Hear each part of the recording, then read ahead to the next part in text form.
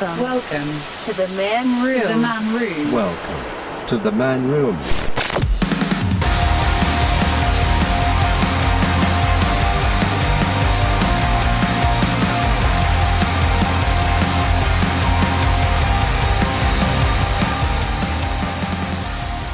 What is up, everybody? Welcome into the Man Room. I'm your host, Marcus Bridges, and tonight we've got a great show lined up for you, and we'll get around to bringing our guest in just a second. As always, you got to take care of the business side of things. Don't forget to check us out on Spotify, Apple, Google, Stitcher, Anchor, all the ones you listen to.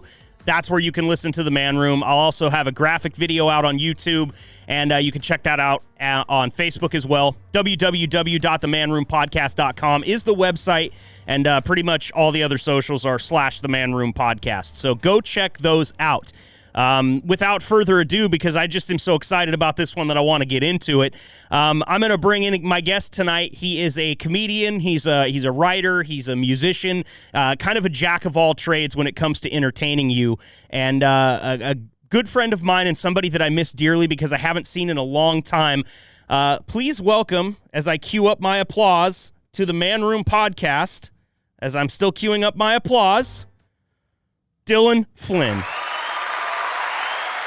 Oh, shit. How long has it been, dude? How long? I mean, it's at least a couple of years because I know we haven't seen each other since long before COVID. And that's kind of the calendar that I use now, as blue as that sounds. I'm like, well, what happened before the world ended? You know? Yeah, it's like the new 9/11. It really is. Pre and post COVID. It really is. And we've lived through both of those things, and I'm not any better for it.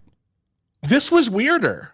Yes. 9/11 was like more dramatic and people like really started, acting different around it. But this was way weirder, I felt. It was. And I think that 9/11 had this real real bring together patriotism effect where COVID had this real everybody stay away, Yeah, fucking nobody was unified over COVID-19. It didn't help that it fell on an election year either. I don't think that's a year that nobody's prone to really get along that well anyway. And so when it drops kind of right in your lap, everybody's pissed. Nobody knows what's going on. We've got zero leadership whatsoever, so we're fucked there. I mean, it was chaos, man. I'm glad that we're kind of peeking out of it. Like, I went out to the driving range yesterday, and I was the only guy out there. There was like 8 stalls between me and the next people, and I got to thank them. Bless their hearts. They were wearing their masks 30 yards away from me, and I really, really happy that they were doing that for me because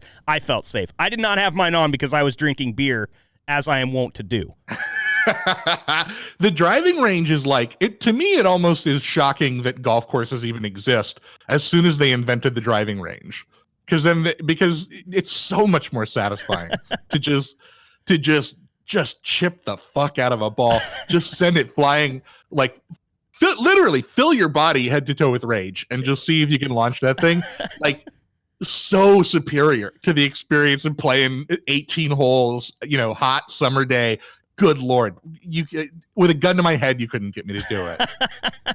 You couldn't. I love it, man. I love just swinging the club, and I think that's what it is for me. I have a couple of hobbies that might not sound aggressive, but are actually exactly that for me. They're there's a very big outlet, and it's a physical thing. Golf is one of them. I've been a drummer my entire life, and nobody's known that that's just code for me being able to legally beat the fuck out of something. It's just a punching bag music version. Exactly. It's my little karate guy that I get to beat up every now and then. It's just it's spread out in front of me, and every now and then something that sounds okay comes out of it. So it's. I mean, the art. It's the feeling you put into it is what matters. It's not for listening back to. It's just for bleeding it dry, and then you leave it behind. Like some filmmakers just make like 20 movies a year, and you ask them like, well, what do you think about? They're like, I don't know. I don't remember. That's how you got to drum. Also, the other thing about the driving range, no walking, and it's always your turn. That's true. 2 extremely superior qualities over the game of golf, in my opinion. Yeah, and look, I'll tell you something I've heard on the driving range. I can't even count how many times, and I've never heard on the course is like a really aggressive, like, wee-hoo! Or, Like one of those expressions that people only make when they're a certain amount of drunk that they can't. Like it would get you removed from your typical golf course, but your driving range expects it.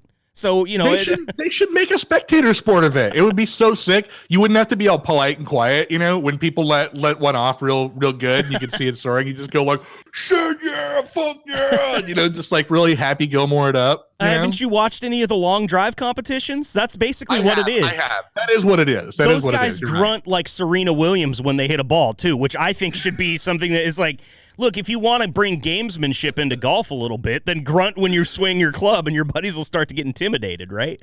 Oh, they should mic those dudes, though, just so you could hear them go like, oh, I fucked that putt up, Yeah, one of them, actually, they caught him on a mic because there's no gallery. So this last year, they caught a really popular golfer, Justin Thomas. He used a homophobic slur that you might be familiar with that sure. Most of us grew up calling our friends, and now we don't say it anymore because it's not cool. But he called himself that after missing like a 3-foot putt, and it came in clear as day. I'm just watching like NBC, and I'm like, he said what? Did his caddy call him that? Oh, that's so good. The self F slur. That's like that was beaten into you by public schooling. Oh yeah. When you're calling yourself that was just like 8th grade, just drilled it into your head. Every time you mess up for the rest of your life, you're gonna mutter it under your breath. Well, and he's a little younger than you and I, at least a little younger than me, and so he probably didn't have it quite as much as we did. But at the same time, for him, it's the ultimate self-burn. It's like the only thing that you can say to yourself that really gets through your own thick skull. Like, I did do that, but it's unfortunate that, I picked it up. He had to issue apologies and everything like that, but that's run-of-the-mill for sports these days is, completely fly off the cuff at the mouth and then apologize and go back to hitting the ball or whatever you do. He probably learned it playing Modern Warfare. That's Yes. probably where he was most exposed to it. My friends and I in like 2008 or 9, we were like, okay, let's stop calling things gay as a pejorative, and let's stop using that F slur because it's just like it's in the past. Let's leave it in the past, right? But the way we figured out to make it work is if any of us caught each other doing it, we could give it. You know what a dead arm is? Oh yeah, that's a great punishment. We just give each other dead arms if we ever used the F slur or called something gay as a pejorative, and it really worked. I recommend it. It's amazing how physical violence will actually beat something out of you. Isn't it funny how that works? I love it, man. That's what parenting's all about. Not really, just joke. Not really. Jokes on the Man Room podcast is something you're going to hear a lot of. And before we get any further, because I have a ton of stuff that I want to talk to you about, and it's like so much that I didn't even have to write it down. It's just running on a Rolodex in my head. So great. I apologize if I run away from something that you were like, hey, I was still talking about that. Just stop the train and tell me to shut up, and we'll get back to it. Because I have a tendency to get a little overzealous when I do these, I've noticed. I love the way you steer this show. Can I say I'm a fan of this show? I'm current on this show. I've listened to all of them, and I love what we're about to do. I think, if I know correctly what we're about to do, it's like one of my favorite parts of the show. You know correctly what we're about to do, and you are dressed for it too, by the way. I love the shirt. Hopefully there will be a video element to this podcast soon, so you can enjoy looking at Dillon's awesome Hawaiian shirt like I am. I really mailed it in tonight. White shirt, white hat. I am impressive. I mean, this is just like a Stafford t-shirt. You're coordinated. You're coordinated with the hat. And I mean, the studio, it's not even a comparison. Yours looks like badass. You got signage up there looking great. Yeah, man. I absolutely did not steal that sidewalk closed sign from a local municipality.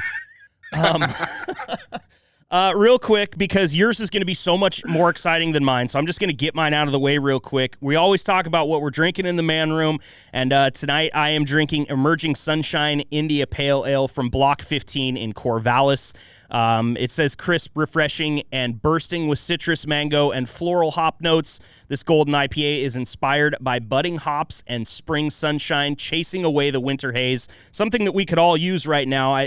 Spring has sprung, I think, here in Eugene, Oregon, where I'm at. 70-plus degrees today for most of the afternoon, so this beer is hitting right in the center of where it needs to. I love it, and you guys are going to hear it too. You're current on this show. I'm a sucker for Block 15, so you're going to hear me talk about them a lot. I mean, I'm a sucker for a Pacific Northwest IPA in general, but the semiotics of that one, it's the long winter of discontent gives way to glorious spring when you drink this IPA. I mean, that's a fucking sales pitch. Yeah, right there. it really is. It really is. And well done. The beer tastes amazing. Everything they said about it is exactly right. Enough about what I'm doing over here, because I know that you've got something to talk to us about. So please. Okay, so my wife and I are really into making mixed drinks, like froofy cocktails with each other, right? And she got me this book that is like all of the original recipes for the actual tiki bars of like the famous ones of like the 50s and 60s, the Tonga Room and the Copacabana and all that shit. And we've just been kind of working our way through it. We had to buy a bunch of stuff because it's all mostly stuff that only gets used in tiki drinks. But I made a really elaborate one tonight knowing I was coming on the show. So I made something called a Pearl Diver's Punch. Let me tell you what's in it first. It's got 3 kinds of rum. It's got a golden Puerto Rican, a golden Jamaican, and a Demerara dark rum that is overproof. That's like a 151. Oh, yeah. It's like the Everclear of rums. And then orange juice, lime juice, and then this concoction called Pearl Diver Mix, which, I mean, like it's already like a little bit less manly than your normal fare that I'm making a mixed drink here. But then all this pearl imagery really makes me feel like I've made some statements about my sexuality, which I'm comfortable with. I'm fine with that. Right. So that has sweet cream butter, orange blossom honey, pimento liqueur, cinnamon syrup, and vanilla syrup. And then it finishes off with some homemade falernum, which I could explain what falernum is to you, but this has gone on a long time, and it will go on much longer if I explain what falernum is. So maybe I'll just back it off there and say that's everything. But perhaps most exciting is that I am serving it in this this ceramic frog tiki mug, complete with straw coming right out the nose. I love it. Yeah, he's kind of hideous. He looks like something you get at a yard sale. Did you get it at a yard sale? No, my wife got it for me for my birthday. I think she probably paid like a real premium on it, but just look how ugly it is. It's great. It's amazing. I have a 49ers mug. I have nothing that elaborate. So, and I will tell you, so good. I will tell you right now, with the description that you gave me, if I was baked right now, I would have the munchies, because you kind of described like you're like sweet cream butter and cinnamon. Like we were making cinnamon rolls for a second, and 3 different kinds of rum. Dude, it sounds great. I mean, that's the only way I can drink rum now, because I had a run-in in college that we don't want to get into it. But if it's not something that's mixed into a really good cocktail, like I can't do your standard rum and Coke from insert bar here. I will destroy the bathroom with the things that come out of my mouth.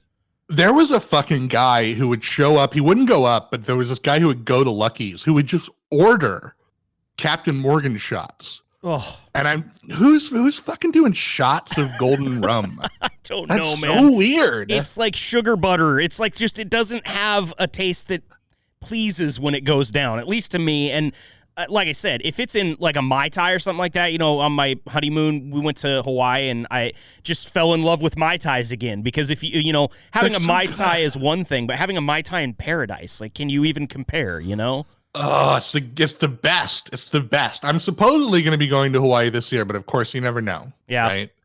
That's all still wishful thinking. Now, how's a vaccination situation down where you're at? I know that I'm not 100% sure exactly what your wife does, but has she been, and have you been at this point to where you actually can travel? Because I know my dad and my mom are going to Hawaii in a couple of weeks, maybe just a week. But it's super strict with all the paperwork that they've had to do, and they had to have a certain amount of days past their vaccination. Are you prepared for that, or are you just kind of waiting until later on, because it is how it is in our state? We're waiting. She's fully vaccinated and has been for a while. She's a family medicine doctor and also a hospitalist, and I'm a stay-at-home dad. So I've actually had my first round. It wasn't technically my turn yet. I guess you could kind of call me a line jumper, but it's more just like I knew that they were doing a clinic day of vaccines and I knew when it ended. So I just showed up at the end and I was like, hey, if there's any doses left kicking around. I'd sure love to get mine. And they were like, all right. Yeah. That's up. Dude, I don't think you're a line jumper. I mean, you got to think, like, so my wife manages a dental clinic, and all the doctors got like a list of like 20 people that they could just put on. Like, some of them were walking around just shopping it to people because they didn't have enough like family members and immediate friends that wanted to get it at that time. And Fuck. so, I mean, and here's the other thing. Storage with this vaccine is a little bit shaky, and a lot of times they end up throwing some of these things out. I don't think there's any reason to waste this. We waited for an entire year with sweatpants on for it. And if you're in line and you're at the end of the day, and plus it's about her exposure to you. After she's vaccinated, it's like then you're just a ticking time bomb that gets to run around the house with the kids. So no, Exactly. I think it's great, man. And I hope that, especially if you have travel plans, because that's what my wife's gone through it. She's good to go. We had to cancel a trip to Las Vegas when the lockdown happened. Like, we were going. It was like May, I think we were going, and we just kept, after everything shut down in March, we just kept waiting until the last minute and finally canceled it. And in March, there was some talk like, hey, maybe things will be up and running by May. Yeah. Remember? Were we ever so fucking gullible God. And simple? Just We had stupid. no idea. We had no idea It's like what that, we were in for. like that country song, if I didn't know then what I didn't know now. God. But that's kind of what I'm thinking is, and I hear that everybody's supposed to be eligible in our state of Oregon by like May 1st or something like that. Everybody over 16. Yeah. You hear that, but it's crazy, man. Like, the epicenter of the entire thing, New York City, is everybody over 16 is already eligible in New York City, and that's only the biggest city in the country. So how on earth am I sitting here in like a very low populated state still not on the list? That's kind of bugged me a little bit. When I read that headline on Wednesday, I bit my lip a little bit and tried to not just only think it was about me, which is so hard for me to do. It's just who's been on the horn in our state legislature, signing the paperwork for this shit 8 months ago. And the answer is, in Oregon, not that many people. Yeah. And in New York, lots of people. All of the them. Supply chain's already working out for them.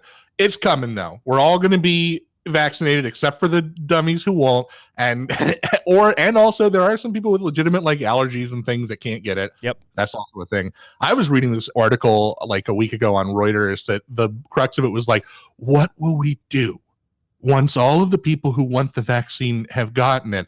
What will we do about the people who don't want to get the vaccine? Should we roll things out a little slower to give them a chance to come around? I'm just like, fuck you. If you're not getting this thing the second your number is called, I don't give a fuck what happens to you after we start opening this shit up. You had a fair chance. Yeah, you had your chance. You did. I agree with that. I agree with that on even a larger kind of zoomed out scale.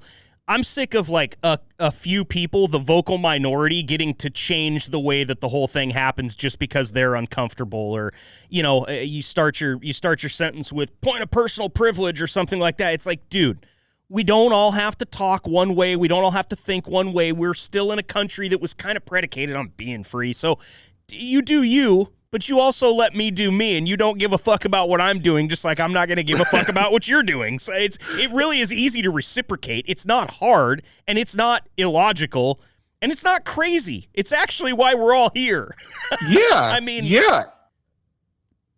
It's mind-bending to me how much power there is in this country just in being fucking loud. Oh, God.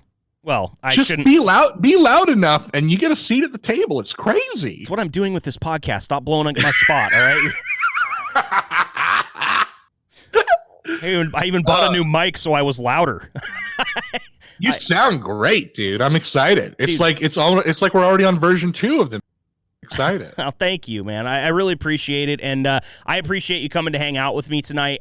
One thing really want to talk about, because I totally forgot to mention it in my intro, which is why I should write things down, but you have a podcast that is deep in, and I've been listening up. I'm not caught up. I will not sit here and blow smoke at you. I've got a lot of work to do, but tell me about Play It By Year with Duff Dixon, because I was on the floor laughing the other day, and dude, you're doing so well with that. I mean, the whole thing just, it plays out like a TV show in your mind, and I absolutely love it, so please. Dude, thank you so fucking much. It's a really unfriendly thing to get up on if you weren't there from day one, but we've tried tried to figure out some shit to make it a little easier.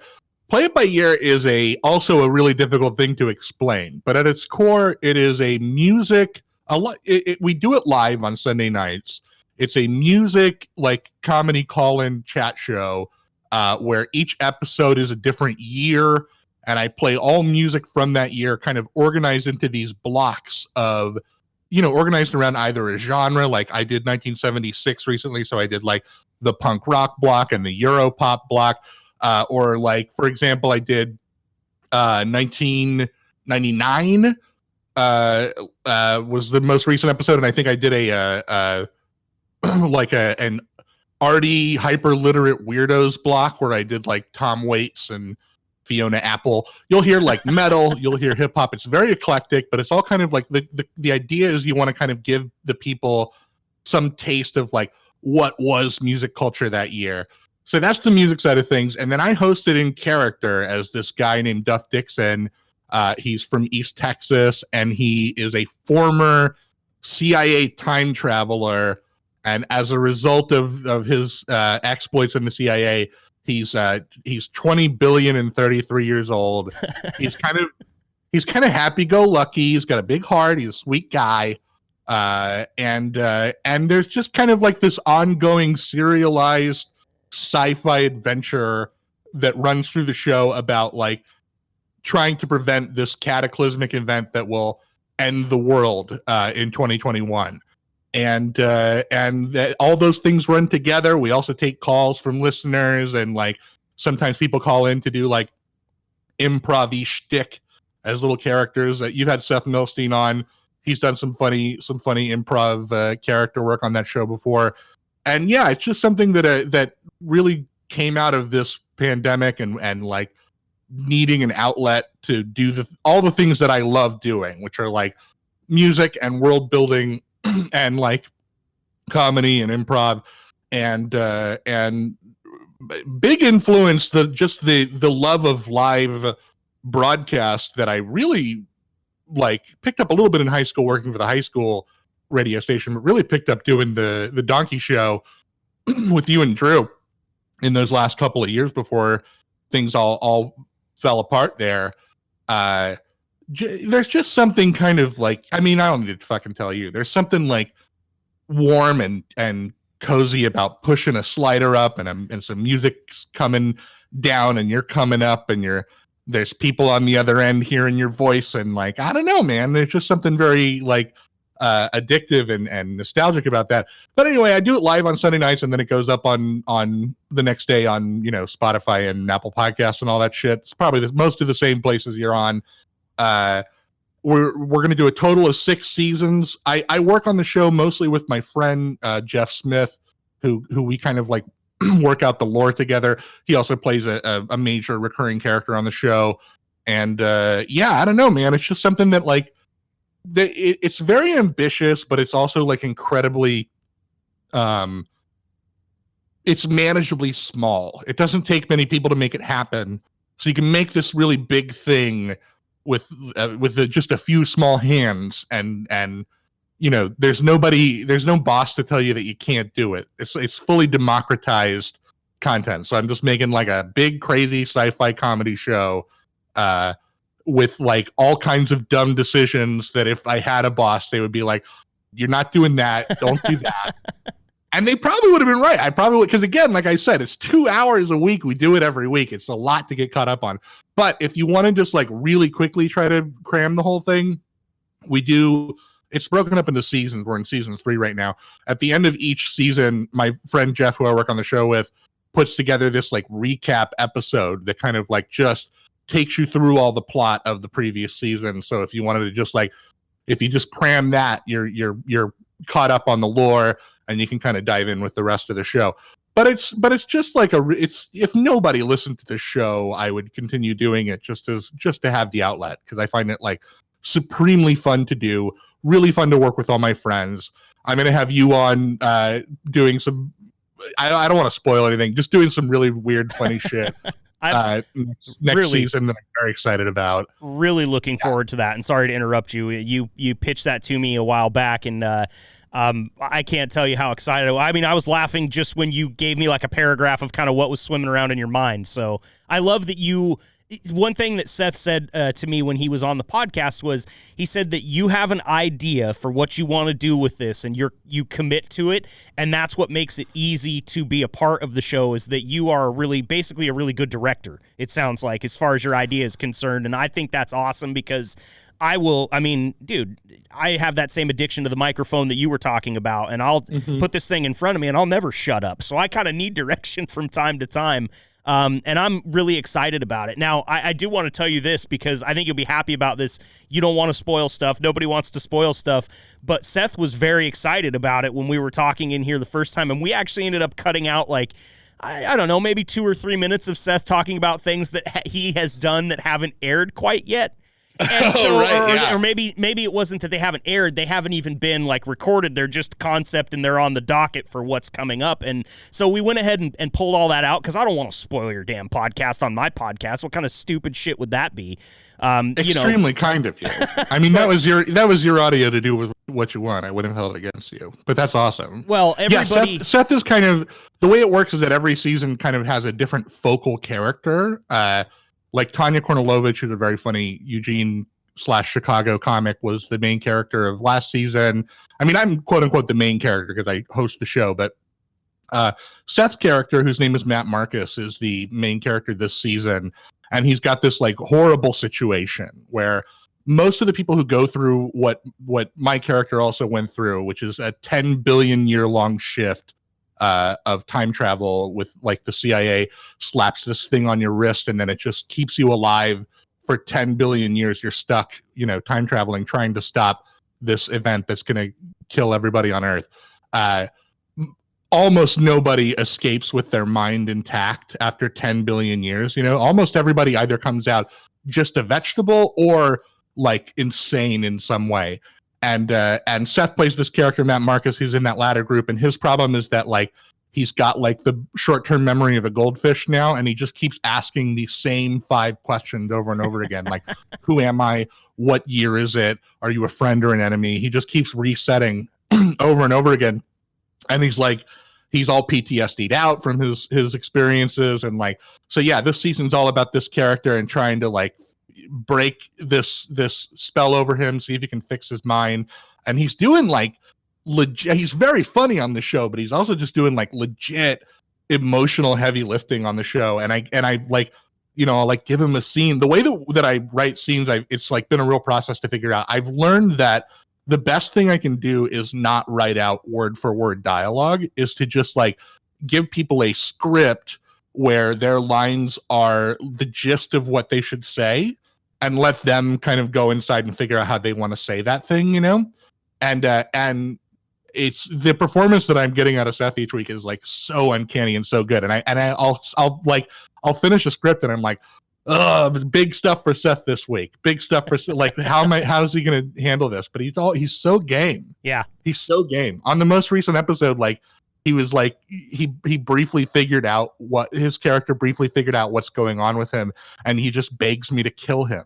And I remember just giving that scene to Seth, just like, hey buddy, let me know if you want to talk before this thing and figure some things out. He's like, no, I got it. He's so good. He's That's legit. Awesome. Yeah, for sure. He is. And I was so lucky to have him in here on the podcast, and totally screwed up and recorded his whole podcast through my webcam. I was sitting, a couple feet from, and he was sitting 8 feet from. So that only took, 4.5, 5 hours of editing for an hour and a half long podcast just to make it so that it was listenable. So Seth is on the very top of the list of you're coming back and you're talking into a microphone that's actually on. So I'm really excited to have him back on because dude is one of the funniest guys I've ever met, man, and he's been doing it for a long time in all sorts of different forms. You might just know Seth from stand-up, but he's a hilarious writer too. He's done all sorts of stuff, and the voice acting is something that I would call him super underrated after listening to your show, because the dude is really good and he's committed to it too. And I think that just goes to show the talent that Seth really does possess. If he's on a show, go see him. Go read him with Savage Henry. I was fortunate enough to have him on this podcast. He's on your podcast. You can find the dude, and you should definitely do that because not only is he hilarious. He's like one of the nicest guys you'll ever meet. Like, the dude doesn't have a mean bone in his body. At least if he does, he's never showed it to me. So I love him, and he will definitely be coming back into the man room. Even if he doesn't want to, I'll force him. He's got an extremely big heart, an extremely kind dude, and I first of all, kudos to you, because I listened to that Milstein episode. Whatever magic you worked, that was shockingly competent to listen to. Well, I'm glad you think so. Audio, yeah, the Logitech like 270E audio. We talked about this a little bit pre-show. It's an input for my my digital audio workstation that I've never used. I've never turned the microphone on that webcam on any part of any place in my whole setup here. And for some reason that day I woke up and I came up thinking everything was the same as it was the day before. And no, it just decided to sleepwalk into using my webcam as my microphone. And you, as somebody that works with audio every day or a lot during the week, we talked to Tanner and Drew about this, my former radio colleagues. Carl Sundberg is going to be on the show. Actually, he'll be the show right before you, so people will already have heard him. We all have the same fucking problem where we'll wake up one day and we'll turn everything on, and it's like somebody came in drunk and switched all of our shit. Why is that? Gremlins, dude. It's fucking gremlins. They're in our shit. Yeah, I mean, it's such a rite of passage, especially in podcasting, to have like a lost episode early on or a fucked up audio episode early on. My horror story was, I think it was episode 4 of Play It By Year. I did the whole broadcast. I finished the episode. Somehow, I unclicked the button that records the whole show. I just didn't have it. I had a whole lost episode, all these calls. To everyone's fucking credit, everybody involved with that episode, I reached out to them like in my anxious and miserable state. And I was like, do you have like 10 minutes tomorrow to call back and do your thing again? To their credit, everybody fucking did it. And I just recut the whole thing to tape instead of live. But yeah, it's like it's a total. I don't know how to account for it, because I swear to fucking God, I did not push a button that unchecked the thing, but a thing got unchecked. I have no fucking idea. But I will say that like, as supernatural as that sounds, as without explanation as that sounds, it really does seem like a thing that stops happening a few weeks in. Yeah. Like all of those scary moments that you have where you're like, I lost the thing, or the thing's all messed up. Somehow or another, eventually everything starts to cooperate and you just get it exactly how you want. And that's not a thing you're wrestling with anymore. I love this show, and I'm so excited that you had me on, dude. Like, I can't even tell. I don't think you even know what the Donkey Show appearances meant to me on a personal level. And like you did a couple of really key things for me in my involvement with that show that like have forever inured you to me as like one of my favorite guys, an extremely rare personality in the business, of just an extremely compassionate and generous guy. And so like the second you were like, come do my thing, fucking any day, man, I'm here with bells on.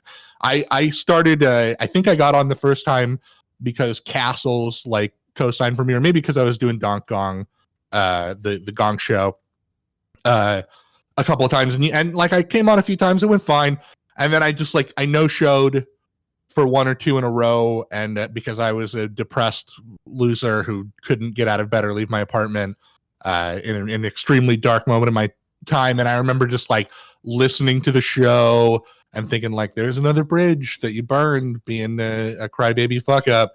And like it was like 2 or 3 months later, and you reached out to me, I think on Facebook Messenger, and you were just like, hey man, I just want to check on you. I want to see if you're okay.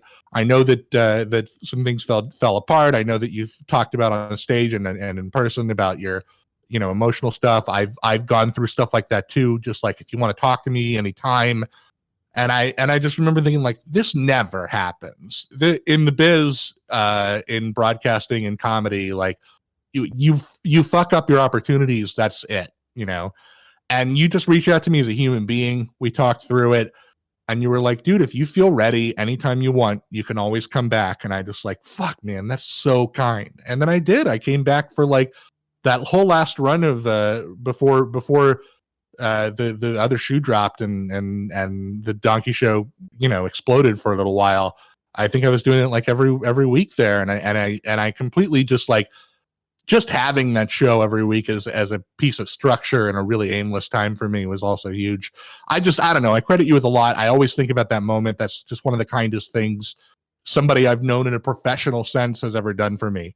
And so I hope I'm not spoiling for your audience that you're actually like a fucking great dude and not the rock jock edgelord bad boy. You're actually a total sweetheart. We've hugged numerous times. We have hugged. In fact, I think pretty much every time we see each other, which is, once again, as we said at the beginning off the top, it's been too long. And too long. Dude, thank you so much for saying those things, because to be honest with you, like, there was a lot happening, of course, around that radio show and everything, and in the years since. And I vaguely remember that and being, just wanting to have the best talent on the show, because Drew and I were doing everything that we could, not only to keep the show, keep the train moving, but also, like, we wanted to be involved in the Eugene comedy scene. Both of us wanted to do what we could for not only the other comedians, but for ourselves in our own stand-up, career, if you want to call it that. We were trying to get out there and get our names out there, and you were always so fucking funny, dude. You don't give yourself enough credit. Even you know what pisses me off more than anything is I had one of your Flynn 5 at 5s. I told you that I had that clip.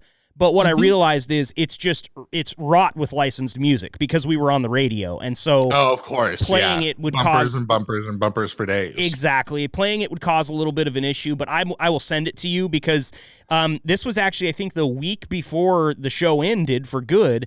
You were going to come in and no-showed, but not because of what you were going through. At that point in time, we were past that. Your car broke down on the side of the road or something like that. I remember this. Oh my God. I remember. Yes.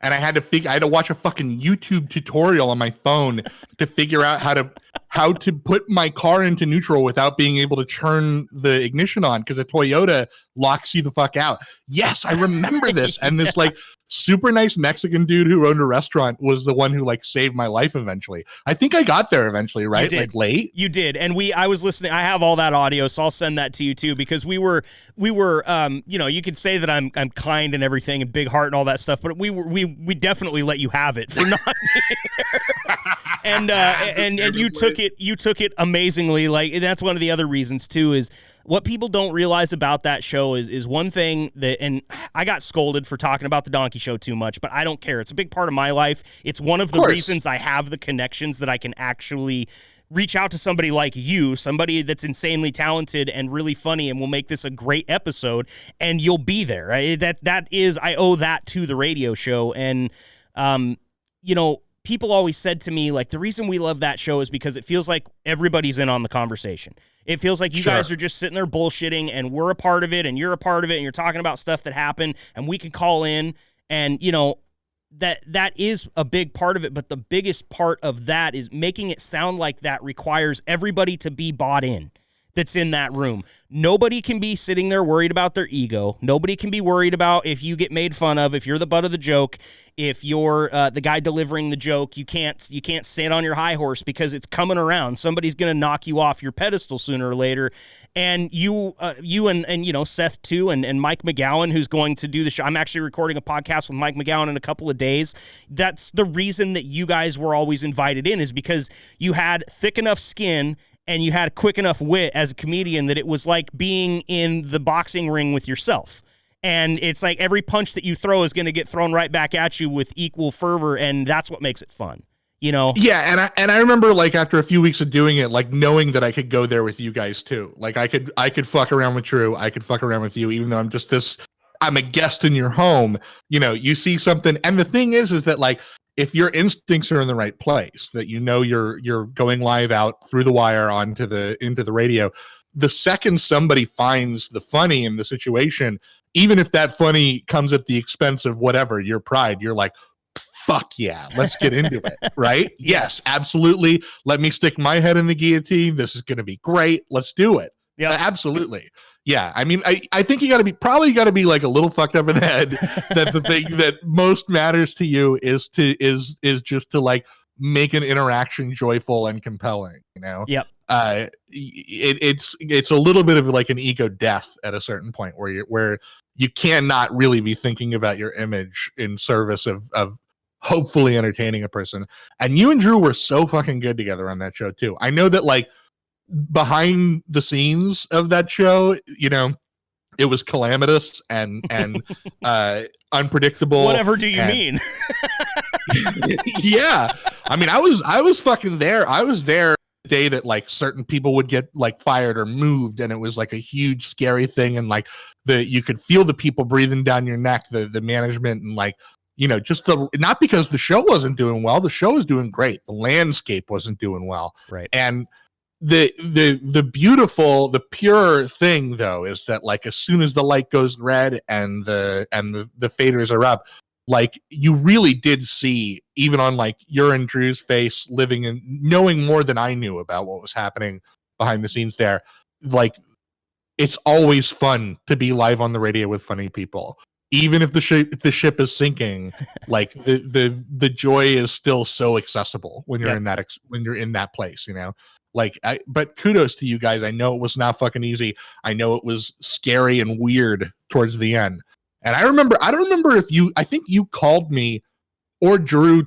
One of you guys called me the day that it happened, that the axe came down. Yeah, because you were due to come on the next day. Your day was Thursday, and we got clipped on Wednesday. So that's right. Yeah, and I just remembered, like, I remember thinking, like, to some extent, the writing was on the wall. I always expected that there would be one other, like, step between where you guys were and that step. You know, like I always thought they would find some way to kind of clip that show's balls off, but have it continue in a reduced state for a little while before they did that. You know, mm-hmm. And I just remember thinking, like, fuck, there goes such a fun thing in my life, a thing that so many people in this town like care about and have cared about for years, and also just like what a waste of talent, and what a waste of a community. And I remember seeing you at a tailgate at the U of O, like maybe like a month or two later or something like that. It would have been probably about 3 months, because it was July that happened, mid-July. So yeah, just after summer. And the books had come out too, and you knew that you'd finished at #1, and it was just like fucking it's like both vindicating and infuriating. Yeah, you know what I mean? It really was. And you know, I held some grudges for a long time. I probably you know, that company tried to hire me back 2 different times. I was offered both part-time and full-time, and you know, you can call it pride. I might be in terrestrial radio still right now if I hadn't have been so prideful, but I said to the person that offered me a job, which was, you know, one of the flagship ship stations, it wasn't going back to work for the station that had flipped and was now country. It was going to work for the now most popular station on the morning show, which would have been, you know, a good gig. And it was partially financial, but more than anything, I was talking to my wife. I was like, can I get up in the morning and look at myself in the mirror while working for the same person that put me through that bullshit? You made me sign a goddamn, basically a hush order that says that I won't go to the press just so you'll give me a $700 severance. Fuck you. If you did it to me once, it's going to be that much easier to do it again. Completely. But I have this love for it. You know, I want to broadcast, and that's, you know, you mentioned it earlier with your podcast that there's no management and there's nobody saying don't make that decision. And you know what? I think the Donkey Show would have been even better off going all the way back to when Tanner and Drew conceived the notion. If every single time management got in their pants about something, if that wouldn't have happened, the show would have been that much better. Because those guys and you know, later on, obviously us, but they've always known what they were doing, and it's always been played off. I'm sure it's not like this now where they're up in Portland. Everybody's grown up. Everybody's been a professional for 2-3 decades. Everybody's figured it out.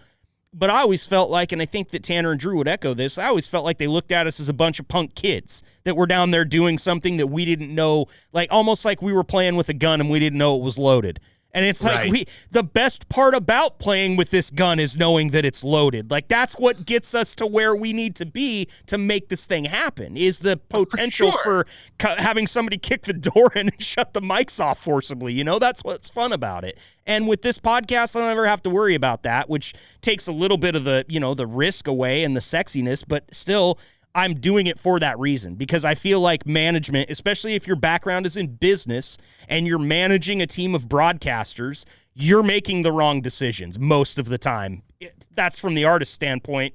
I don't know what the business guys are going to say, but I don't look at the bottom line. I look at the numbers, the ratings, you know? If the rarest creature in show business is the money guy whose like priority is the art, and there are so few of them. Yep. You know, weirdly enough, most of them end up in really like elite positions, because it turns out that if you just say like fuck legal, this is funny, let's do it, like that will carry your career forward. Yeah.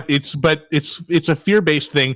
I'm not going to pretend that if I found myself on the other end of that microphone and like had a career in this industry that's in trouble, and my job was to make sure that nobody, you know, raised a big stink about anything, and that we spend as little money as possible, and like I probably would have been making horseshit decisions too. So I'm not saying that the people at those desks making those horseshit decisions aren't like, they're not bad people. They're not bad people.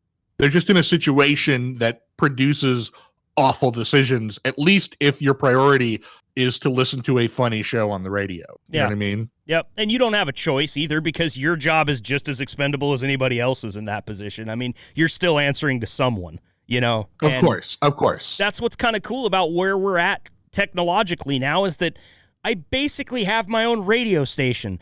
And there's nobody that, if I say whatever I want, like, you can't Janet Jackson's nipple find me anymore, FCC. You got no control over this. There's some weird shit on the internet, and I'm fucking part of it now. So, you know, and I love that. The freedom is really fun, and it's, dude, you want to talk about scratching an itch. I mean, that's all there is to it. I should have been doing this 5 fucking years ago. I should have, the minute that it didn't work out for me on that radio show, I should have started investing in equipment like I've just spent the last 6-8 months doing and done it. But you know, you talk about the different emotional stages that people go through. I felt like I didn't have it in me at that point. It's the only time in my life that I felt like somebody else's decision-making kept me from being the person that I knew I should and could and wanted to be. I mean, you know, my dad asked me what I wanted to do after high school and after college when I was like 16. And I was like, I don't care if I make $17,000 a year. I want to be on the radio, you know, and obviously that thought is wishful thinking as it comes, but I think it paints a picture. I was volunteering at a local radio station once a week at that point in time. It was a country station. They let me come on for 2 hours and play like whatever weird punk rock and stuff that I wanted to. And everybody in the county that I lived in hated it except for my friends, because it was a departure from all they'd known for the last 4 generations, you know, and God forbid it happened on the holy day, you know, right after Mass. But no, you know, I really do have a passion for this, and you couldn't have said it better yourself. There's the feeling when the fader goes up and the microphone's on that you just can't really replicate. I felt the same thing in stand-up comedy, which is one of those reasons I want to get back into that. And I wanted to ask you about that too. Obviously, things are still kind of coming around. There aren't really any mics going on in Eugene right now. I know that there's some open mics going on in Portland. Is that something that you're wanting to get back into or going to get back into, or have you kind of left that stage of your life behind and are going to concentrate on broadcasting now? Where are you at with that? So I'm going to finish Play It By Year before I look at the next mountain to climb. Because I mean, Play It By Year it's an insane amount of time that has to go into that show, and like it's got a definitive end. I know how it ends. I know where it's going, and so like once that's finished, I'll probably like take some time to breathe and think for a minute. But I really think that I'm going to end up back on stage doing this again, and I think that like I want to have another goal. Like the way that Play It By Year is working out, where I'm going to have like a year and a half of my life where I'm really hyper focused on this one thing. I'd love to do that same thing with stand up, because I put in my time, I know how to do it. But I really want to go back in with like an intentional purpose of like putting together a 45-minute special for myself, you know, miking the shit out of that material until I get it just cooking as hard as hot as I can, you know, pull whatever strings I got it or record it in a cool little club, and then have a thing at the end of that where I'm like, all right, that's what a year of my life working on a thing looks like. you know, again, not because I'm really not a careerist, and I don't have personal ambition about like where I want to be in the business. For me, it's 100% about the product standing on its own and being something that I'm proud of and being something that I believe in. And you know, I've had like an idea for a stand-up record for a while of like what I want to call it and how I want to package it, and like, so yeah, I think and really before COVID, having my kid greatly slowed down the amount of time that I have to mic and you know, the amount of time that I have to think and write. Right. Also, but you know, once Play It By Year wraps it up, she'll be around 4 years old. You know, hopefully there'll be preschools happening by then. We'll see. And yeah, I mean, like, you know, I want to have a thing that I can stand by and say like, yeah, that's my idea of what's funny is. That's how I do funny on a stage. That's a good document of it. And then beyond that, you know, will I necessarily be the guy will I ever be the guy again who's driving to 4 open mics a week just because I got to do it? I don't know, because I've learned that there are like other ways, other outlets for me creatively that I find just as satisfying as that. But I definitely want to go back and hit it hard and make a thing to show for the time that I put into the art form, because it's an art form that I believe in, that I think is really special and really unique. You know, as much as like podcasting is like a thing that belongs wholly to the creator and the lead talent. Like at the end of the day, you know, most podcasts have at least 2 voices in them. When you're on stage, and I mean you've done it too. And by the way, I want to talk to you about that after I finish this thought. But when you're on stage doing stand-up, like I've played in bands before, you know, and I've had podcasts with like 3 or 4 people in the talent. There's nothing more liberated than the time you have on that stage. Yeah. Because you live and you die by your own successes and your failures. You cannot blame anyone. I mean, comics will try to blame the audience, and yeah, there are dead audiences. But essentially, like, it's like playing Dark Souls. You know, when you die in Dark Souls, it's because you fucked up.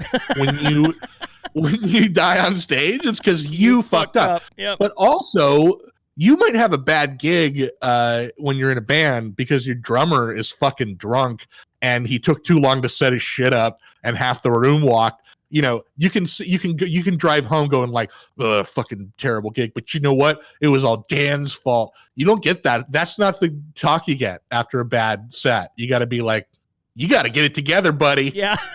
you better fucking figure out what you're doing wrong and fix it.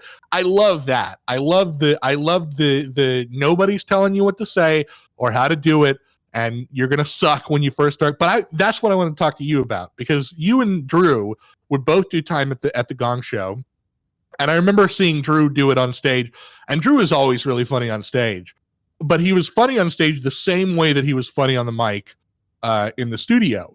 When you would go on stage, I remember like I would always sit there chatting with the comics about it and thinking like, Marcus could do this. Marcus could do this for realsies if he wanted to.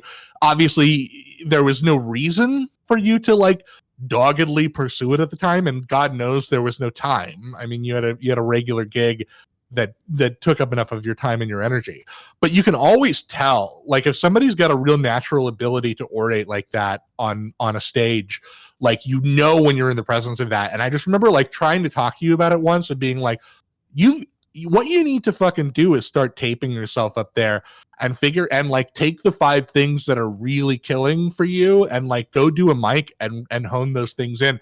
And you gave me this like very, very radio show host response where you're like, I just feel fake when I do it more than one time. I'm like, fucker, but that's the art. The art is you got to do it more than one time because it just gets better the more that you do it, if you believe in it. But yeah, when you were talking to Seth at the end of that episode that you had him on about like, I don't know, maybe it's too late for me, but I'd love to come out and support it. I was like, I'd love to fucking see Marcus make a go of doing that. Cause I always thought you had like the spark in you, and again, Drew was really funny on stage on those things, but he was funny in the same way that he was in the Bud Light studio. And like when you were locking into a story, it was just like, you were accessing a different part of your brain than you got to do on that show. So I don't know. I just like, yeah, I'd love for you to, once things get up and running again, give it a shot. Don't be afraid to do the same joke more than once to make it a better joke.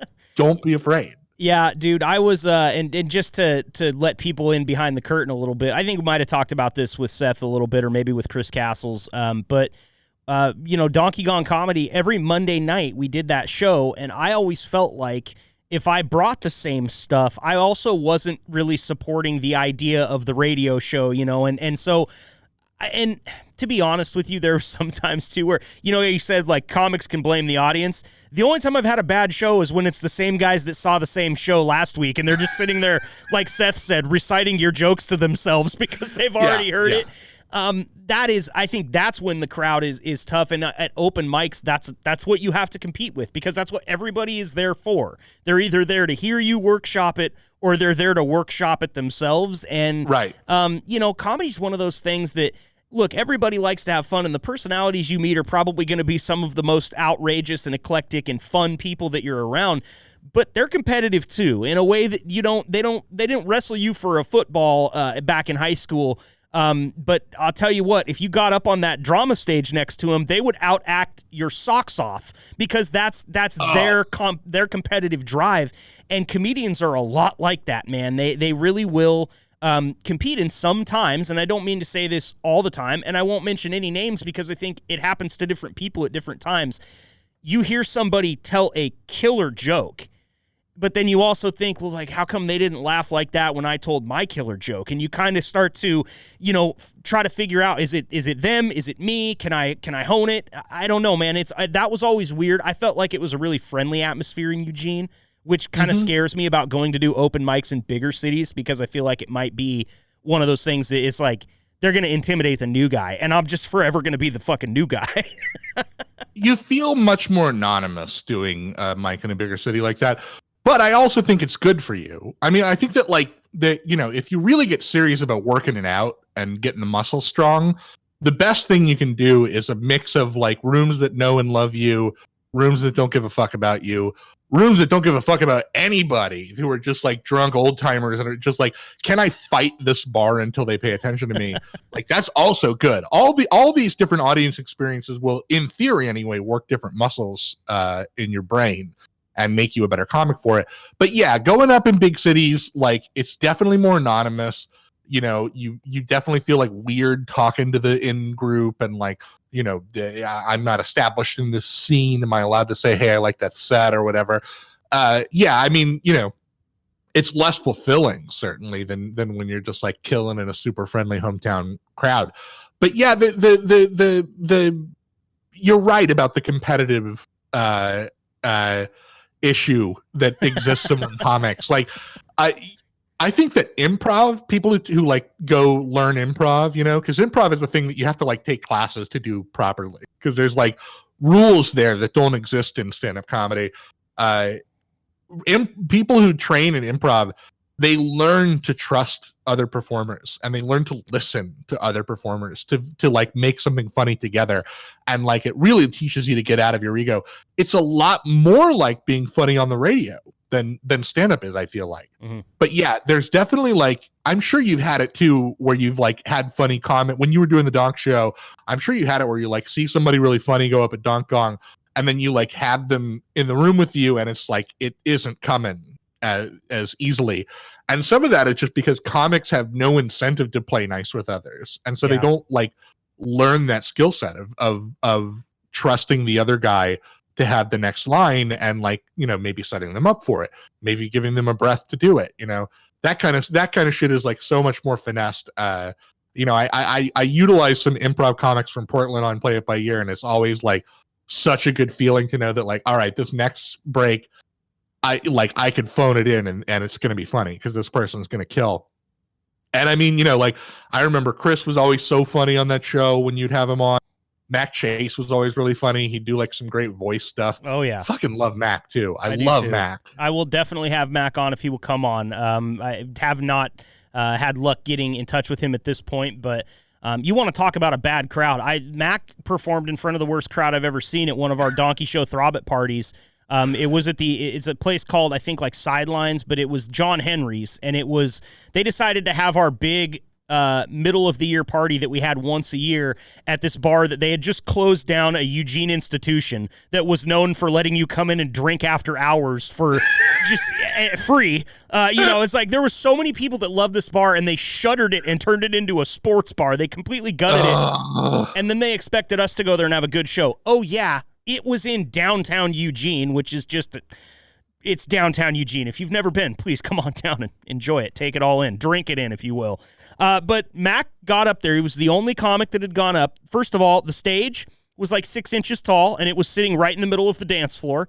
And so Mac went on, and he grabbed the mic, and he got 45 seconds into his set, and a woman sat down crisscross applesauce on the floor in front of him and just started screaming at the top of her lungs. Just not screaming a word, just straight up screaming. And it was that scream, like that pig squeal.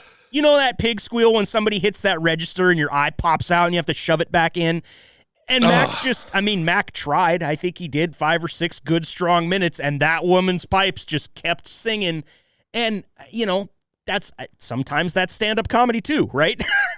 Oh, yeah. For sure it is. For sure it is. And I mean, like, that's so brutal. That's so fucking brutal. Like, imagine if you would occasionally get a caller on the Donk Show who wanted to fuck with you guys in a bad way and not like a let's make it fun way, you know? Imagine if you didn't have the button to hang up on that guy. Oh my God. Imagine if you didn't have the button. And that's comedy, stand-up can definitely be that moment for you where you're like, there's nothing I can do about this. Yep. This man has by force of will become the main character of this room. I will not wrest it back from him because he wants it more than me. Right. Clearly. He might physically fight me. If sit there and scream for 5 minutes, like wreck her throat for the next day, she wants it more than me. I don't know how to beat her. I can't beat her. It's one of the things you compete with doing comedy in downtown Eugene is what I like to call pop-up performance art. You never know when it's going to hit. You just are walking and all of a sudden there's a guy dancing in front of you. It's a pop-up performance art and you can stand there and watch him or you can carry on with your business. They don't care. They're not there for you. Oh, yeah. No, there's no variable for them. They could be alone in the mirror. They could be at Carnegie Hall. They don't give a shit. They're going to keep doing exactly what they're doing. It's a freak heavy town. There's some real freaks in Eugene, Oregon. And I mean, God bless it. Some of them rule. I like when you end up at a bus station, you know, with a real old timer who probably like knew Jerry Garcia and shit, and like he's a total burnout now. He probably has like 4 kids who don't talk to him, and he's got like a 1,000-yard stare in his eye. Those are some of the best conversations you can have in the fucking world with those dudes. They have great stories. They're complete space cases. Yeah, I mean, like Eugene is a real cross section of humanity for sure. I'm in Roseburg now, which is like more of a libertarian psycho enclave. Very different world for me. Free state of Jefferson, right? You get a lot of that down there. Yeah, and a lot of Governor Kate Brown is holding the state hostage. She's the devil. A lot of that stuff. I love to roll up to like Free Speech Row where the people are picketing and just like get the sense of like, so what's your deal? You like, it's guns? It's usually guns. It's normally guns. Yeah. Down there, I can imagine. Big time. And of course, this is not a funny place to go, but of course, Roseburg was the site of a terrible mass shooting about 4 years ago. Yep. And UCC, and you'll sometimes see it was at UCC at the community college, the Umpqua Community College, and you'll see people in their their Dodge trucks with the high-rise tires with an Oregonian bumper sticker with the crossing assault rifles that underneath say like UCC strong, never forget. And you're just like, well, you clearly have a different way of thinking about things than me. I mean, God bless you for sure. But yeah. I don't know. Yeah. It's a whole different world here in Roseburg. I've met some really beautiful, lovely people, and I've met some people who make me want to tear my fucking hair out. Because libertarians make great friends. I've never been like a true libertarian, but there are certain times in the history of humanity where like the things that I don't like about libertarianism really rear their ugly head. And boy, has COVID been one of those times.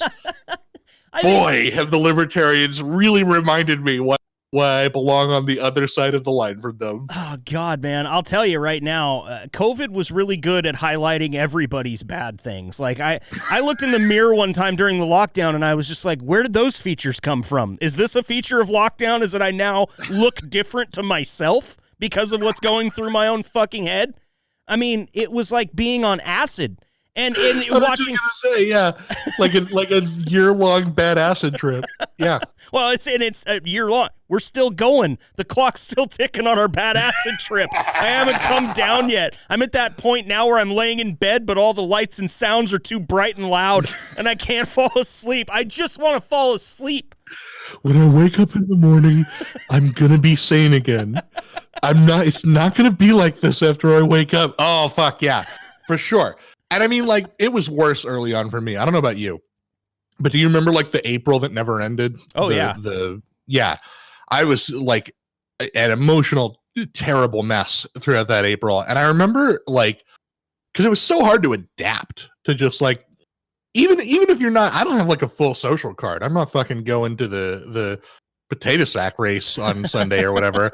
But just not being able to fucking go to a grocery store, to go for, like take your kid to the playground, to just the little things that change your environment and like put you in contact with other people throughout your week, having that taken away, it was such a weird dilation of time. Do you remember how long that April was? It just felt like it was very acid-like, where you're like, how long ago did I take that hit? And people are like, 15 minutes. And you're like, fuck, I lived 1,000 lives in that 15 minutes, except for it's just like this April that, and like I learned the word doom scrolling. You know the word doom scrolling? I don't. Because I mean, all these apps have created, Marcus, this terrible feature where you can just scroll endlessly. There's no bottom of the page. Right. Whether you're on Facebook or Instagram or TikTok or Twitter, you can just scroll forever.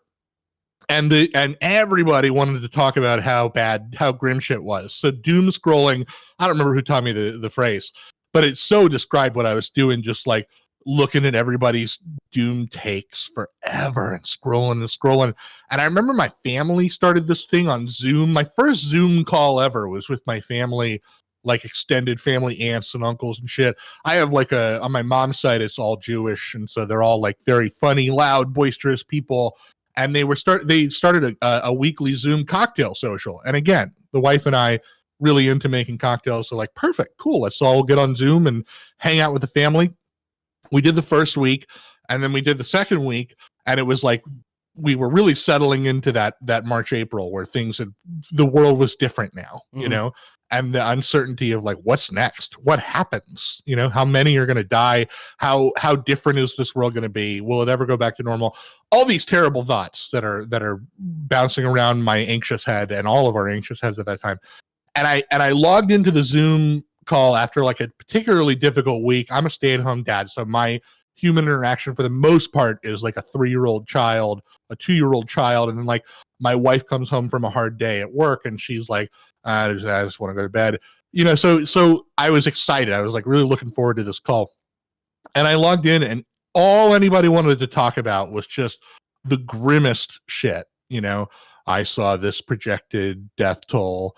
I saw this way that like our leaders are failing us. And like, I was so hungry for human interaction that it's like I was hanging on every word that they were saying, but also like every word was just a dagger into my soul.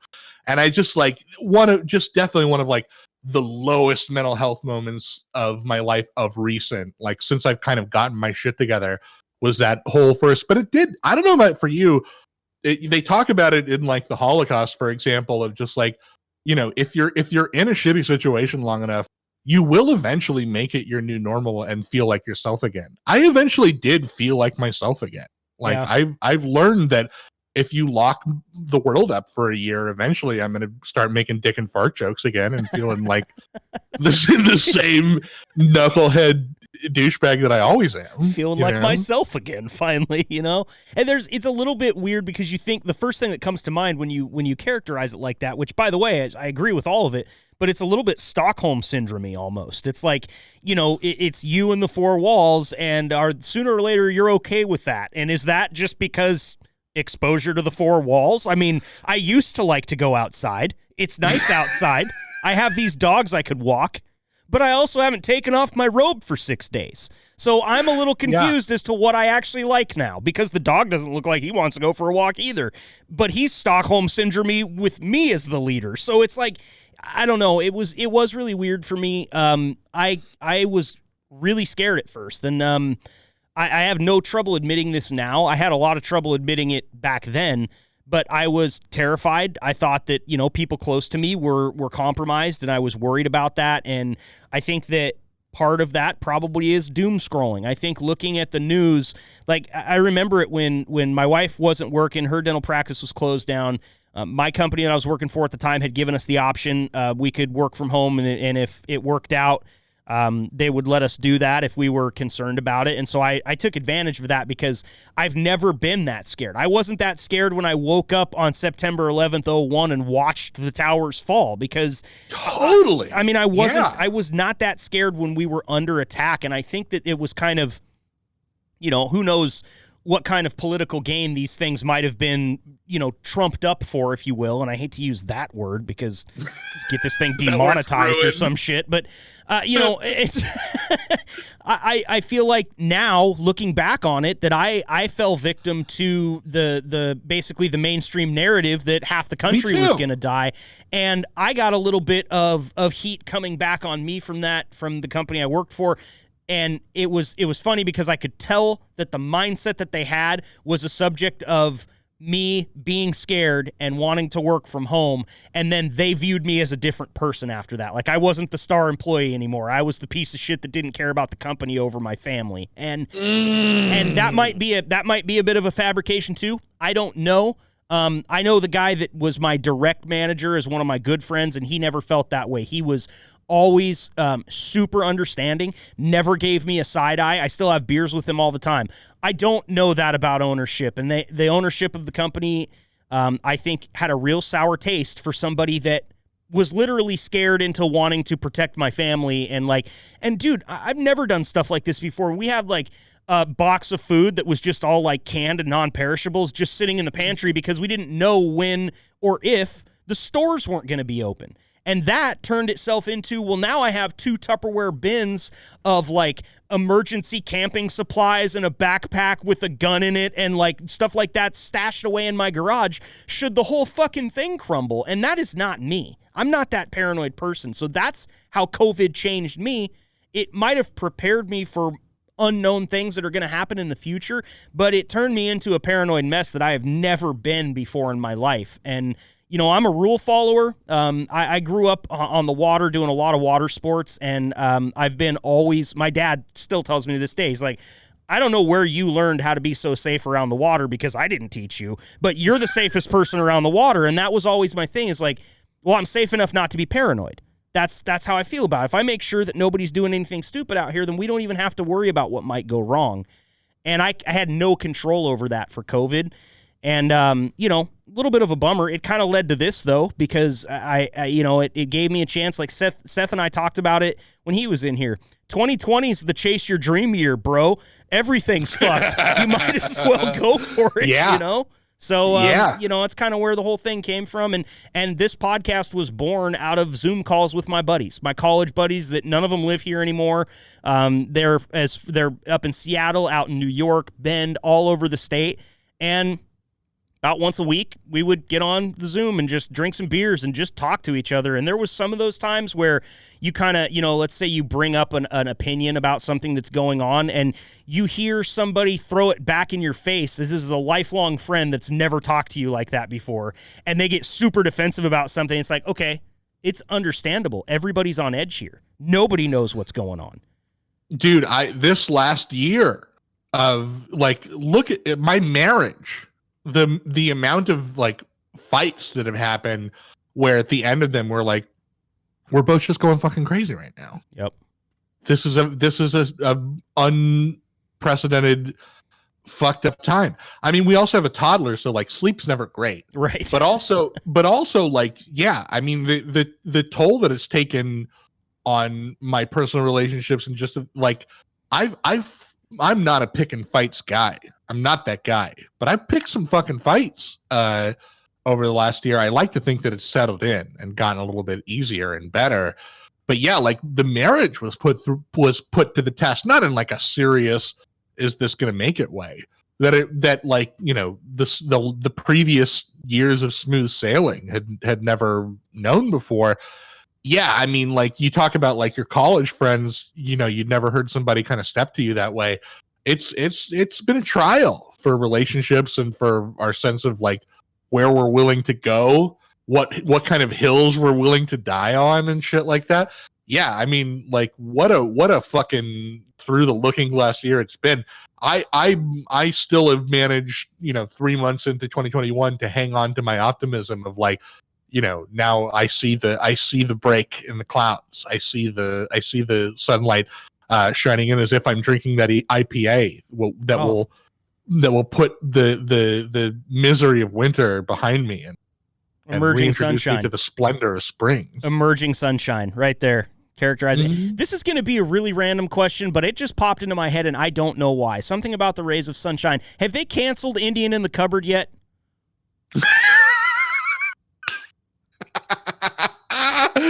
Oh, okay. So I remember. Do you remember the '90s one? Yeah, the '90s Indian in the Cupboard. That's the only one I know. It's the only one I know too.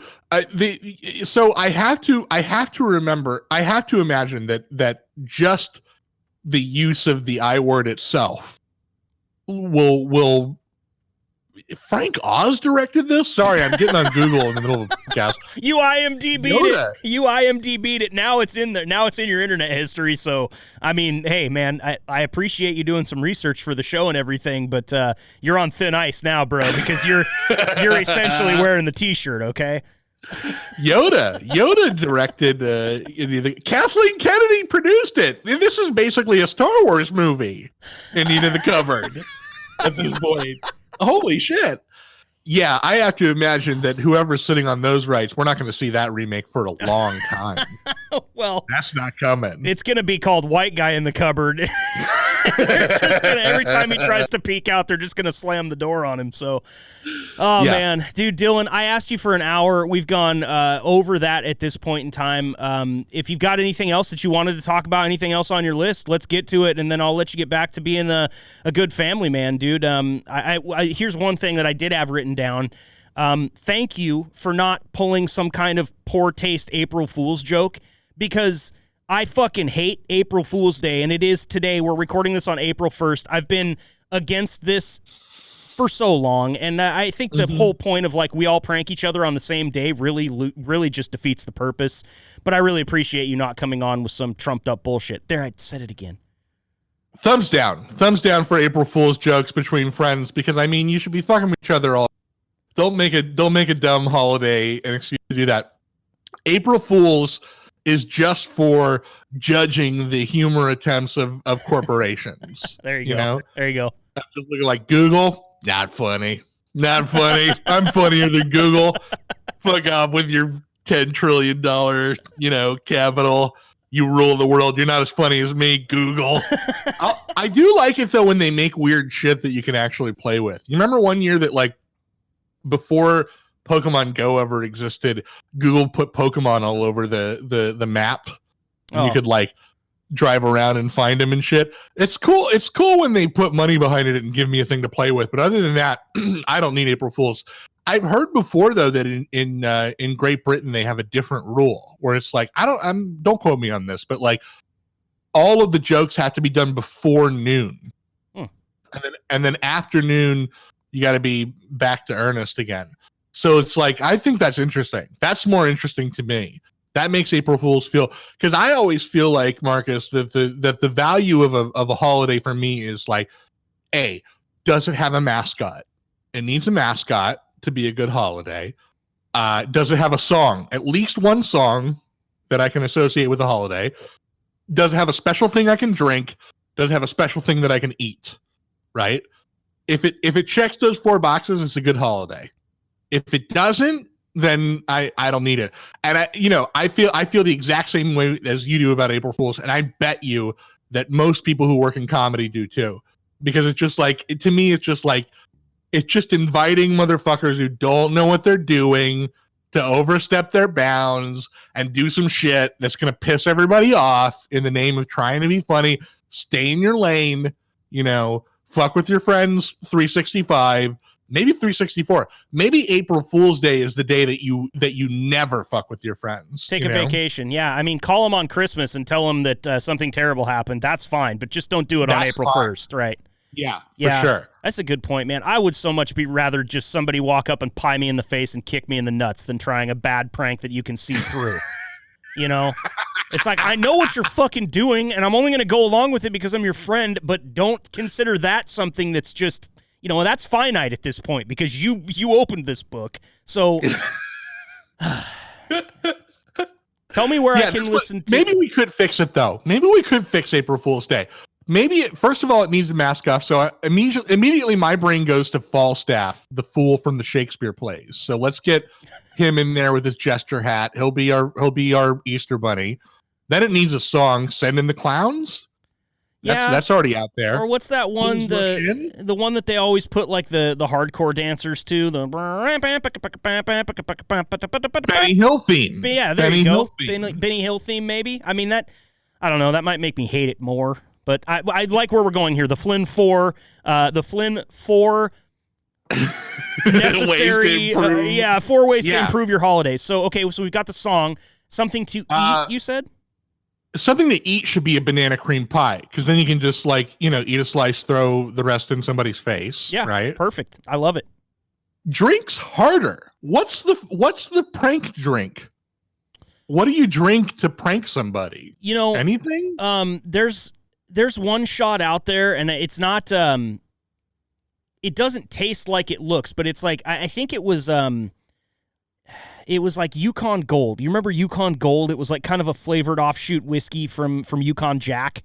And you pour that in the shot glass, and then there was some type of cream liqueur that you put in it that coagulated, and it looked like an Irish car bomb, kind of. Yeah, but even worse, it kind of looked like somebody had blown a snot rocket into it, because it would coagulate and it would hold its form. And it almost kind of looked like jizz, to be honest. We might as well just say it. Everybody's thinking it. And that one, though, when I had it, I was actually like, wow, that's good. Because it doesn't look good. It looks like somebody put mayonnaise in a shot of Yukon Gold. So maybe that's the perfect drink. Whatever the name, I know what you're talking about too. Whatever the name of that, that's the drink. And then so now we got a carol, we got a food, we got a drink. That's pretty much it. The only thing I would say is that there should be a delineation of what a very young person can do and a very old person can do. Because Halloween's perfect holiday. Halloween's a perfect holiday. Little kids go trick-or-treating. Adults, wear slutty clothes and get fucked up at parties, right? Right. The only problem with that is that, kids and adults are expected to do pretty much the same thing on April Fool's Day, which I think is still one of the big faults with that holiday. You know what I mean? I think maybe if you're at a certain age, let's say you're between 10, now let's make it a little older. You're between 12 and 18 years old, and you have somebody in your family that is over the age of 65. Your joke every year is that you're putting them in the home, and it's your job to make them feel like it's real this year. That's just what and it just every year, and you'll start to build to it for those years. Once you've been doing it for when you're 16, 17, you're coming up on the end, you're going to be like, you think I'm joking, but look at the calendar. It's January, and we're talking about this. Find a nursing home that will call your house to give the pitch, be like, yeah, my aunt, she's looking into making this transition, but she's just not sure if your facility is right. Can you call back and ask for her in about an hour and just kind of talk about the recreation room, talk about how you get the satellite television. That's how you land it for sure. Yep. You need some help. It is intergenerational. Yes. You need some help. If you're older, if you're above 65 and you're trying to prank somebody that's in that 12 to 18 range, your whole shtick is just that you're abandoning them. They don't have relatives anymore. They're alone. You don't sleep here. And I mean, commit to it, okay? Because you can hire a couple of dudes off Craigslist to come and move a full room full of shit out into like a storage unit and just pretend that that's the way it is now. I mean, really. We're going to fix this fucking holiday, Dylan. If we have more of these conversations, we will fix this holiday. We'll fix it eventually. We'll make it into. Yeah, for sure. I think it's a very simple formula. People just don't give a shit, Like, I'm supposed to celebrate President's Day? How? Explain, Storm the Capitol! Oh, wait, no, don't do that. No, don't do it. Just kidding. Dude, Dylan, thank you so much for coming on to the Man Room. That's the Man Room podcast, dude. We just did it right there. Thank you. I can't tell you all the kind words that you said earlier in the podcast, just the amount of fun I've had just bullshitting with you about whatever comes up. You're the embodiment of the reason I wanted to do this, is to talk to my talented and funny friends and just hopefully build their platform up as much as I can while also trying to build my own. Tell me where I can listen to Play It By Year, and then, anything else, any final thoughts that you have for the Man Room. Okay, sure. Go to mixlr.com, mixlr.com/Duff Dixon, DuffDixon, Sunday nights, 7 p.m. PST, if you want to listen to the show live. Otherwise, just look up Play It By Year, which again, is like ear, but year, because we're playing songs from different years, on Apple Podcasts, Spotify, whatever, if you want to subscribe to the show. If you want to get caught up on those recaps, you can look up Play It By Year, Richard's recap, Richard being the character that my buddy Jeff Smith plays on that show, to just kind of get the Cliff's Notes on where we are in the story so far. And as for final thoughts, I think the only one that makes sense is, like, I want to propose a virtual toast between your IPA and my Pearl Diver's Punch to Marcus's wife for going with him on this dream. The Man Room podcast does not exist if were it not for Marcus's fucking MVP of a wife going like, do it. Yep. Fucking follow your jollies, Marcus Bridges. Also, the other shocking thing to me is how immediately you sounded like a pro on that mic again. Amazing that you've been off for years, and it's just like 5 seconds hadn't passed. Those motherfuckers at K-Fly, they don't know what they were, who they were firing. You're gonna professional caliber talent. You're gonna make me blush again, and you're also not giving appropriate consideration to how much time I spent in a mirror talking into a hairbrush. Okay, it was 5 long years, Dylan. That was Jim Carrey's MO, right? He would do all stick in the mirror for years, and then somebody like, do it on stage, and then he wrote himself a check for $1 million. What a weirdo. Total weirdo. Don't be like Jim Carrey. Be like Marcus Bridges when you make the Man Room podcast. Go listen to Play It By Year with Duff Dixon. Dylan, once again, thank you so much. This will not be the only time that we do this, my friend. I'm looking forward to the conclusion. Well, actually, I'm looking forward to getting caught up and hearing the eventual conclusion of Play It By Year. And we'll just keep cranking these types of things out for everybody that wants to listen. Go support Dylan. Please do subscribe, like, rate. All that stuff helps. Please, if you want people like him to keep coming on this podcast, you got to build them up. That's the point. And if you're a Marcus Bridges fan, I almost said fad. I'm a little bit deep in the Pearl Diver Punch at this point. That's the point. If you're a Marcus Bridges fan, be sure to tune in next season, because I got some good stuff for Marcus Bridges on Play It By Year. I'm very excited about it. Your voice is so distinct, and I think I can make it sing. Thank you, dude. With some comedy on that show. Yeah, please do it with comedy. Don't make me sing. You want to talk about karaoke woes? That's a whole different podcast, man. We will see you next time. It's the Man Room podcast. Say thanks to Dillon Flynn one more time, dude. Thank you, and we'll be around next week. Take a listen. Thanks for listening. And transmission.